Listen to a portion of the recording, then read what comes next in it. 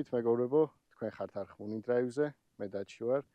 დღეს კი ყავს ეს შესანიშნავი ჯიპი Wrangler-ი Rubicon. მოკლედ მანქანას პირველივე შეხედვით ეტყობა, რომ ქარხნულისგან ძალიან ბევრი რაღაც განასხვავებს, ამიტომ მოდი ვიზუალით დავიწყებ მანქანის შეფასებას.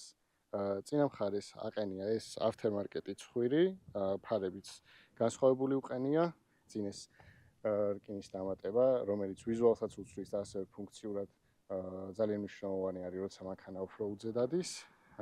წინ ეს ეგრეთ წოდებული ლივიოტკას ასაც ეძახიან. თუ ჩარჩება რომელიმე ავტომობილი შეგიძლია დაეხმარო, ან თვითონ თავის თავს ეხმარება. ამითი ხშირ შემთხვევაში ხეზეც აბავენ, ან წერისი საშუალებითაც შეიძლება რომ თავის თავი ამოათრიოს მანქანამ. აქეთ უკვე ამ გიგანტურ საბურავებს ხედავთ, 18-იანი დისკი არის. აქ არის 18-იან დისკზე 38 ნახევარის საბურავი. მოკლედ ძალიან დიდი არის, ვიდეოში არ აღიქმება კიდევ იმდენად, მაგრამ ადამიანი გვერდზე რომ დაუდგება ძალიან დიდი არის.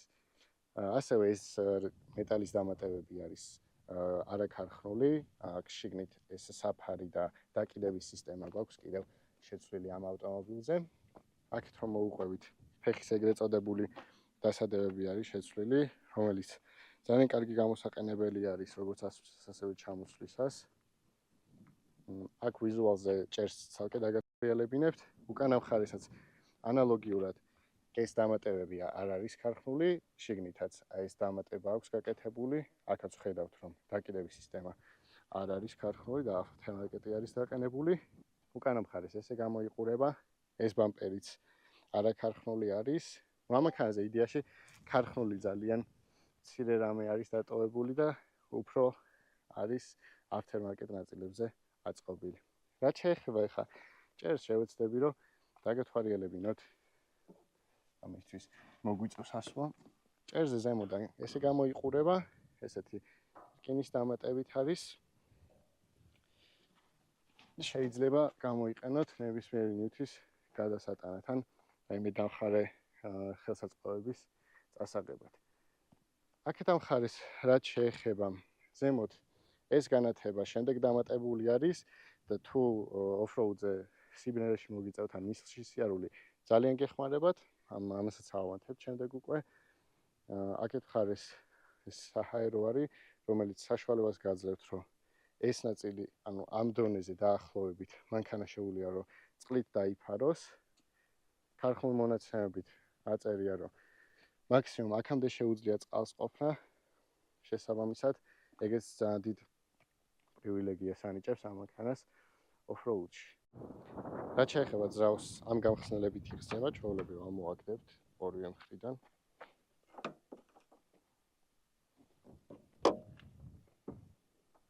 ძრავის მხარე ესე გამოიყურება, ეს მანქანა არის 2-დან 0 ტურბო ძრავით. მაგას უკვე სიარულში მოგიყვებით. პირველად რომ გავიგე 2-დან 0 რო იყო ეს მანქანა, ვიფიქრე რომ გაუჭირდებოდა საკუთარი თავის დაძლევა რა. გამომდინარე მაქედან ჩემი წარმოდგენები შეიცვალა და მაგასთან დაკავშირებითაც მოგიყვებით რა როგორ არის. მოკლედ გარე დეტალები გავიარეთ ძირითადი, რისი თქმაც მინდოდა, დისკები ძალიან უხდება, ეს დამატებებიც ყველაფერი ძალიან უხდება. ეს კომპაქტური არის, ძალიან კარგი გამოსაყენებელი არის. ეს დამატება ქალაქგარეთ როცა გახვალთ, შეზღუდვა საერთოდ არ გაქვთ, დააყენებთ ძალიან ბევრ ნივთს. რაც შეეხება სალონს, მოდით წინიდან დავიწყებ და შემდეგ უკვე გადავალ საბარგულზე. მოკლედ სალონს რაც შეეხება, როგორც ვახსენე, ეს ფეხის დამატება ძალიან გეხმარება და უმარტივესაც შედიხარ სალონში, საერთოდ დაბრკოლების გარეშე. რაც შეეხება სალონს, სალონში ამ მანქანას ბევრი რამე არც მოეთხოვება, მოდი გადავკვოქოთ.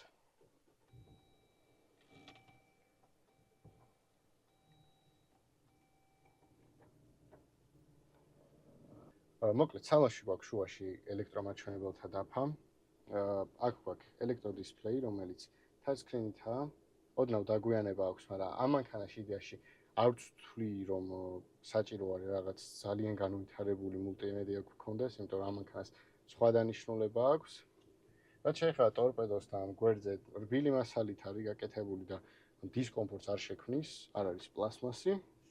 სივრცე ძალიან დიდი არის. ზემოთ ვავიხედავთ ეს ამ დამატებას ხედავთ რომ მოხსნადი არის და მოხსნით კიდევაც გაჩვენებთ ეგეც როგორ იხსნება. ქვემოთ ხარის ბარს რაც შეეხება კიდევ სტანდარტული გადამრთველია. მედიას რაც შეეხება, გვაქვს Type-C, USB და AUX-ის შესაერთებელი. აქ AUX-ებზე დაყენებული გვაქვს უკვე ზემოთ განათება, რომელსაც შედარებით ისეთ ადგილას გაჩვენებთ, რომ გამოჩნდეს ვიზუალურად განათებაზე, თორემ ხა დღის შუქი არის და ცოტა გაჭირდება. რაც მომეწონა ასევე არის ეს მინების ჩასწევა მოსაწევები, რომელიც აქედან კონტროლდება. აქ სტანდარტული კონდიციონერი მოცულების საწინააღმდეგო. აქ უკვე სტანდარტული მოცულების საწინააღმდეგო სისტემა ადგილზე რო ხრება ეგ ფუნქცია, დანარჩენი აქ კონდიციონერი. რაც შეეხება უკანა მხარეს, მოდი გადავიდეთ სალონში, უფრო ძირითადი მხარე აქ ვფიქრობ რა მოწვე და ამ მანქანაში ვთვლი რომ უფრო სიარული დაგაინტერესებთ ვიდრე სალონი, თუმცა სალონი აუცილებელი ნაწილი არის ავტომობილის და უნდა განვიხილოთ. მაშინ მოდი გადავიდეთ უკანა მხარეზე. რაც შეეხება უკანა მხარეს, ეს ჩამოსასვლელი ძალიან გვეხმარება, როგორც ვახსენე.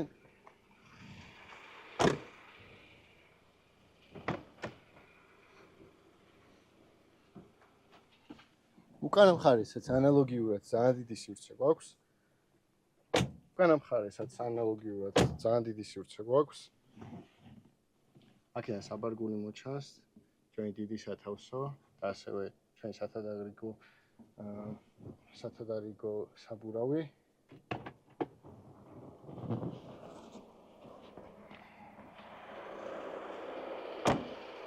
რაც შეეხება საბარგულსაც გაჩვენებთ ბარემ. რაც შეეხება საბარგულს, ორი დონით იხსნება, ჯერ გამოდის ქვედა ნაწილი. შემდეგ ეს ავტომატურად ზემოთ ამოდის. საკმაოდ ტევადი საბარგული არის.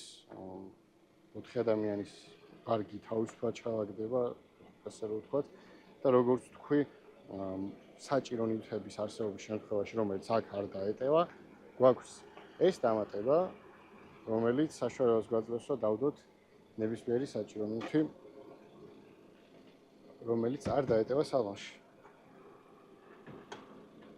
წესით გარე ვიზუალი ამით ამოიწურა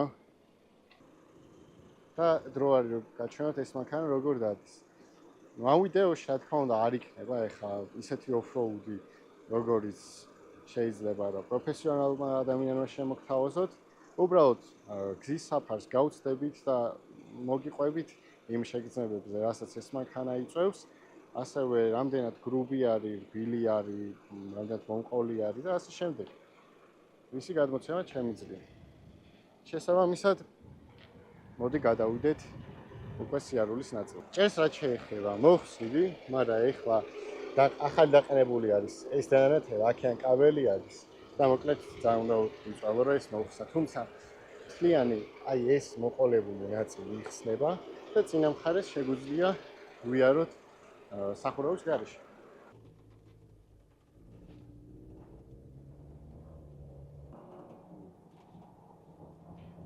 მოკლედ, როგორც ახლა ყოველდღიურ მანქანა და ამ მანქანას ვერ იყოლიებთ, იმიტომ რომ ყოველდღიურობაში ბევრი დისკომფორტს გამოიწვევს. დაკიდების სისტემა სტანდარტულ გზაზე საკმაოდ უხეში არის. ახლა იდეაში არც არის გათვლილი ეს დაკიდების სისტემა ასფალტზე სასიარულოდ გათვლილი და მაქედან გამომდინარე ეგეც მოქმედებს მაგაზე. გრძელი გადაცემები აქვს და ქალაქში გაგაწვალებთ, ბევრსაც დაწვავს და თვითონ მანქანაც გაწვალდება. რაც შეეხება ამ ძრავს, ამ ორიდან ტურბინიან ძრავს, რომელიც ამ მანქანაში დევს, ამ ზონას წერევა და კარგადაც დადის, სიმართლე გითხრათ. მაგრამ ერთი დიდი მინუსი, რაც შეიძლება ითქვას ამ მანქანაზე, არის მუხრუჭები. ანუ აი ხა შედარებით ცოტა სწორგზას ამოვარჩევ და გაჩვენებთ აი ბოლომდე რომ ვამუხრუჭებ, რამდენად ცუდი მუხრუჭი აქვს. აი ხა დავამხრუჭებ ბოლომდე. და ბოლომდე მუხრუჭის აი მაინც ნელ-ნელა ჩერდება. ერთადერთი მაგ მინუს გამოვარჩევდი, მაგრამ კიდევ ერთხელ ვიტყვი რომ ეს მანქანა არც ტრასაზე სასიარულო არ არის და მაქედან გამომდინარე მაგასაც გავამართლებ რომ 100-დაც და აი იდეაში 200-თაც არ უნდა იაროთ ამ მანქანით. მაგრამ ესე აი სტანდარტული სიჩქარე 100-იც ხომ ავიღოთ, ესე უცაბედი მუხრუჭი გაუჭირდება. იმიტომ რომ მაინც ძიმი არის მანქანა და მაქინა გამომდინარე თან როცა ავტომარკეტი ნაწილები ემატება სტანდარტულ წონას, უფრო ამძიმებს და მართლობაშიც და სამუხრუჭე მანძილსაც უზრდის რა მანქანას. მოკლედ ამ მანქანის ერთ-ერთი ყველაზე დიდი პლუსი რაც არის პეში გადმოიტანთ. შემდეგ ცოტათი ძლიერად ჩამოიტანთ ქვემოთ, გადმოდის 4-ვე წამყვან რეჟიმზე და ჩვეულის საფარიდან გადავდივართ უკვე არასტანდარტულ საფარზე.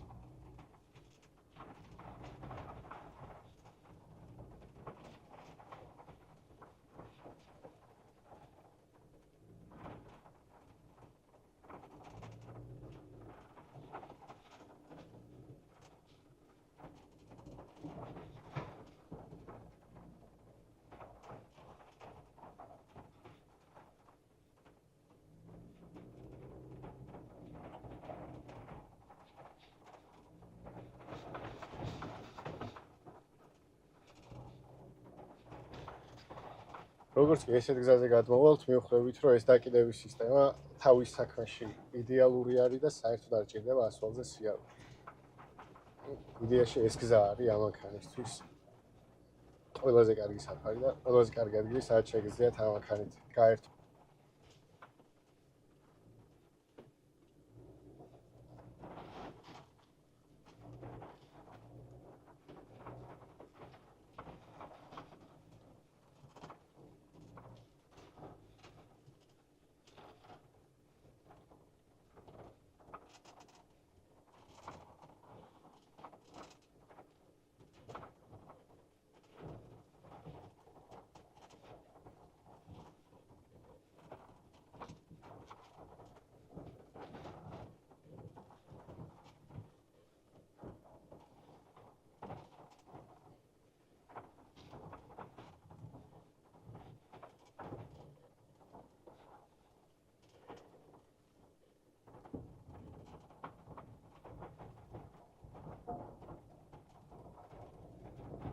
რაც შეეხება სიმაღლესაც, საკმაოდ მაღლა ვზივართ, თვითონ მანქანაც იყო საკმაოდ მაღლა არის აწეული, ქალაქში მოძრაობისას განსაკუთრებით იგრძნობა, როცა სტანდარტულ მანქანებთან ერთად მოძრაობ, ყველა განსხვავებული თვალით იყურებს.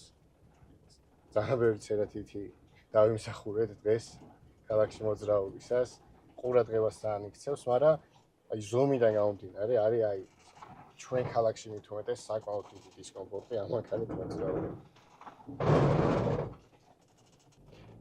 წეგან წონაც ვახსენე, ქარხნულის წონა მოდიფიკაციების გარეშე არის 2100 კილომდე, სადღაც მაგ შუალედში. ეს მანქანა არის 2.0 ტურბო და აქვს 270 ცხენის ძალა და სადღაც 400 ნიუტონი. ამ წონას ერევა, ანუ დისკომფორტი არ შეუქმნია ჯერჯერობით, რომ ვერ ერევა, ან ასე შემდეგ. ერთადერთი, რასაც ოდნავ გავაძლიერებდი, არის მუხრუჭი. დანარჩენი ყველაფერი იდეალურად მუშაობს, ყველაფერი იდეალურად არის დაბალანსებული.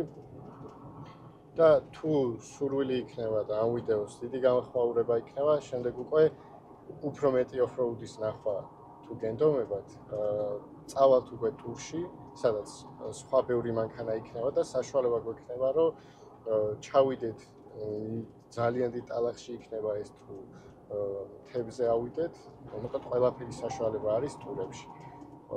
ყველაფერი დამოკიდებული არის თქვენზე, თქვენ ინტერესზე. შესაბამისად, თუ მოგეწონებათ ვიდეო, აუცილებლად დაალაიქეთ, არხიც გამოიწერეთ და ეს არის ჩვენთვის დიდი мотиваცია და მაგითი ხვდებით უკვე თქვენ მოგწონთ, არ მოგწონთ. თუ ეს მანქანაც დაგაინტერესებთ, ამ და სხვა მანქანებით უკვე ტურის ვიდეოს შემოგთავაზებთ, სადაც უკვე ნამდვილ ოფროუდს ნახავთ.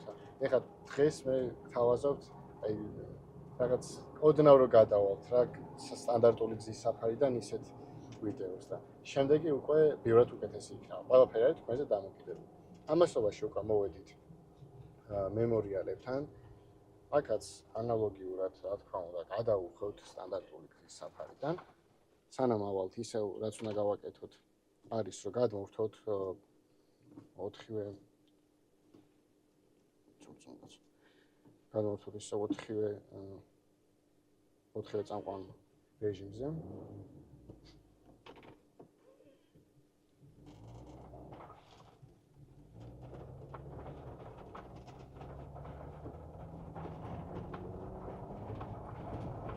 ესეთ გზაზე საერთოდ არ აქვს დისკომფორტი. ეხლა იმაზე საუბარს არ დავიწყო, რომ ვაიმე სალონში ხმა შემოდებს, ან ეს მანქანა არის იმისთვის, რომ ვიაროთ უგზაობაზე, შესაბამისად იმას ყურადღებას არავინ არ მიაქცევს, რომ სალონში ხმა შემოდის ან რაიმე ეგეთი.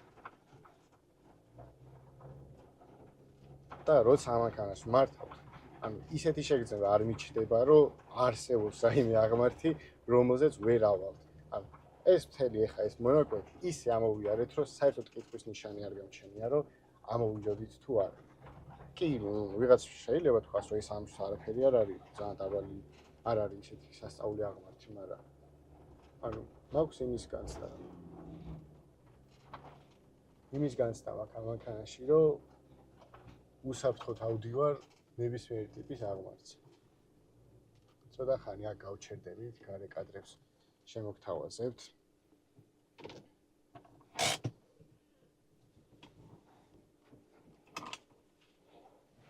და ჩვენი საქართველოს ულამაზეს ბუნებასაც დაგათვალიერებინეთ.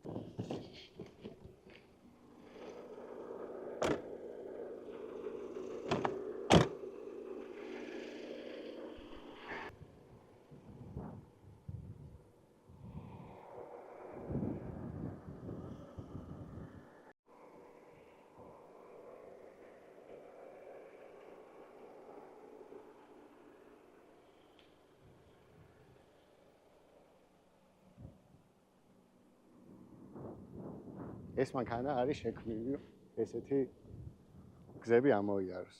რაც შეეხება დაღმართს, აი ეს დაღმართი ამოვიარეთ.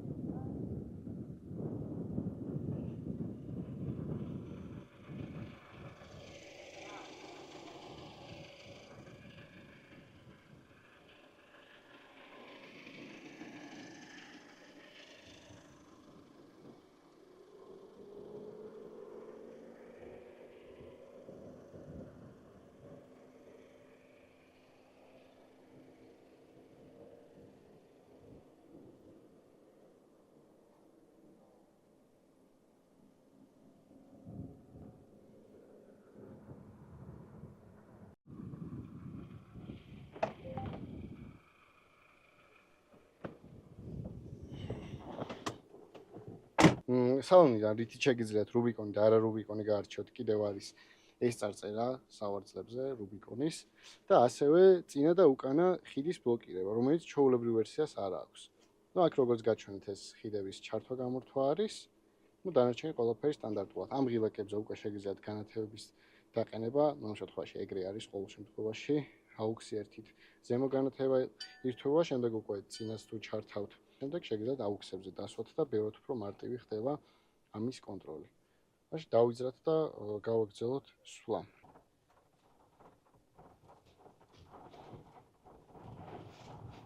ყველაშორის ამ საჭეს უკანა მხრიდან აქ აქვს პატარა ღილაკები რა და ერთი შეხედვით თავიდან შეიძლება ადამიანმა იფიქროს, რომ აქვს შიფტერები. მაგრამ აი რო დააჭერ, აქ ხვდები, რომ აქედან აკონტროლებ მულტიმედიის ფუნქციებს. აქედან მხრიდან ხმა კონტროლდება და მარცხენა მხრიდან კონტროლდება უკვე მუსიკის შეცვლა იქნება თუ რადიოს შემდეგ სიხშირეზე გადასვლა. რაც შეეხება წვა, მანქანის წვა არის დამოკიდებული, რა თქმა უნდა, თქვენ სიარულზე როგორც ყველა მანქანაზე, მაგრამ საშუალოდ ხა ქალაქში წვა რო აიღოთ, ჩვენი საცხოვრების პირობებში, რა თქმა უნდა, უფრო მეტი აქვს, ვიდრე შეიძლება გქონდეს სხვა სიტუაციაში. მიუხედავად თავის წონისა და უკვე გზის საფარს გაცდებით თუ არა, თქვენი ტარების სტილზე არის დამოკიდებული, რამდენს დააწევინებთ ამ მანქანას. ასევე არსებობს სხვა ძრავით ეს ვარიანტები, არის 3 და 6 ძრავით და 6 და 4-ითაც. ასე რომ მეგეც თქვენზე არის დამოკიდებული, თქვენ რომელიც გჭირდებათ, ის ვერსია შეგიძლიათ შეარჩიოთ. თუმცა გეტყვით, რომ ეს 2-დან 0 ტურბო ძალიან კარგად უმკლავდება თავის წონას და ყველა იმ მოცემულობას, რაც გააჩნია ამ მანქანას. შესაბამისად, არც იმის შიში არ გიქნათ, რომ სადმე დაგტოვებთ, არც იმის განცდა არ დაგრჩებათ, რომ ვერ უნკლავდება თავის წონას და პლუს არც პრობლემური ძრავი არ არის. სხვათა შორის, ამ მანქანაში იგივე 2.0 ტურბო ძრავი დევს, რომელიც Alfa Romeo-ს Giulia 2.0 ტურბოებში გვხვდება და Stelvio 2.0 ტურბოებში გვხვდება.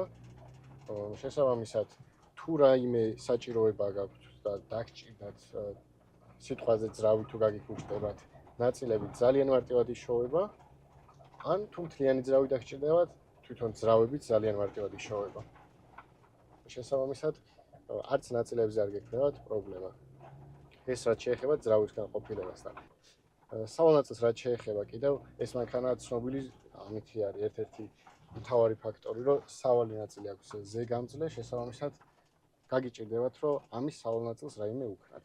მაგრამ იმ შემთხვევაში თუ დაზიანებულს ჩამოიყვანთ, ასევე სავალი ნაწილით ძალიან მარტივი საშონელი არის. იმიტომ რომ ჩვენს ქვეყანაში ზოგადად დიდი პოპულარობით სარგებლობს ჯიპები. კონკრეტულად ეს ჯიპის Wrangler-ი რომ ავიღოთ, საკმაოდ დიდი პოპულარობით სარგებლობს და ეს თან იმაზეც მიუთითებს, რომ გამომდგარი ავტომობილები არის და თან ჩვენს ბუნებას, ასე ვთქვათ, ძალიან უხდება და კარგი გასართობიც არის თუ საშაბათ-კვირეოდ გამოიყენებთ. ასევე რაც უნდა აღვნიშნოთ, ან მულტიმედიაზე 1-2 სიტყვა ვთქვი. გამოსახულება აქვს მულტიმედიას ძალიან კარგი და ყველა მხრიდან კარგად ჩანს. Off-road page-ია, სავალ ნაწილს რაც შეეხება გვიწერს, რამდენად კუთხით მივდივართ და ასე შემდეგ.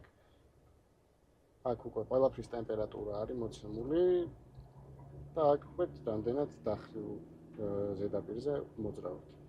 დანარჩენი უკვე რაც შეეხება არის სტანდარტული, აქ გვაქვს ამ სარკის დამუქება და გაღიარება, ეს იმ შემთხვევაში თუ გამფარებით მოყვება მანქანა და დანარჩენი ფუნქციები ყველაფერი სტანდარტულია და როგორც თქვი, ამ მანქანაში მულტიმედია არის ალბათ ის, რაც ყველაზე ნაკლებად უნდა გაინტერესებთ.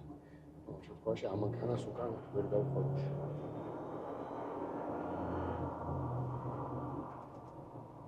აჩქარებაც ძალიან ისეთი აქვს. საკმარისი და მანქანის გადასასწრებადაც საკმარისი არის, როგორც აქამდეც ვახსენე და კიდევ ერთხელ გამომეორდები, რომ არ იფიქროთ, რომ ეს 2.0 ტურბო ვერ ერევა ამ კუზავს. სავსებით საკმარისი არის, თავიდან სანამ ეს მანქანა ჩამოვიდა და მეც ვფიქრობდი, რომ 2.0 ტურბო ამ ხელა მანქანისთვის შეიძლება და არა საკმარისი ყოფილიყო, მაგრამ დღეს მოკლედ ეს აზრი შევიცვალე და მოკლედ ამ მანქანის ყიდვა რო იყოს, მეც სავარაუდოდ ანალოგიურ ვერსიას ვიყიდით.